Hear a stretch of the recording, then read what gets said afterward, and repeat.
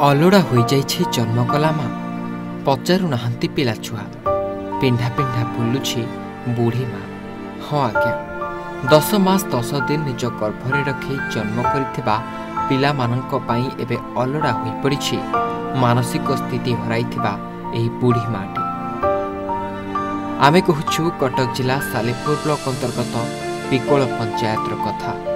2 दिन तले जड़े मानसिक विकलांग वृद्धा माटी कहीं केउ आड़ू आसी पिकोल पंचायत रे बुलाबुली करी पर बारंडारे बसुथुबा देखि ग्रामर लोके माने तांकु खाइबाकु दे जेते पचारिले मध्य वृद्धा माटी ठीक से किछि कहि पारु नथिला।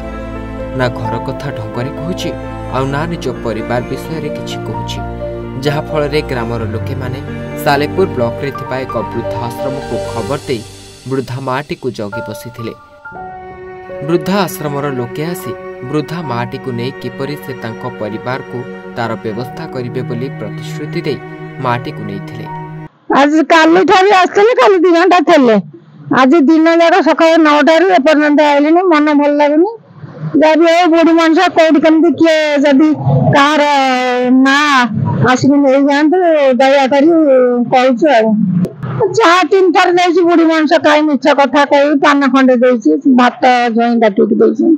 ए माउसी की काली मु दुकान रे थिबा समय दिन दी पर तांको देखिथिली मो दुकान साइड रे बसथिले मु तांको एड्रेस पचारिबार से किछि कहिले नाही। तबे 2 घंटा बसी कि से तांगर पळेइले। तबे आज मु सकाळ दुकान खोलिया मात्रे से बसथिले मो दुकान साइड रे तार हम तांको जत्ते पचारसी से किछि कहू नांदी। हम साइड रे थिबा माउसी तांको चा पानी देइथिले दी पर खाइबा देइथिलु ए संध्या आले तांको बिस्कुट हा देइथिलु एते जाय रहिलुनी से जाउ नांदी कि जहा पचारले भी से किछि कहि पार नांदी।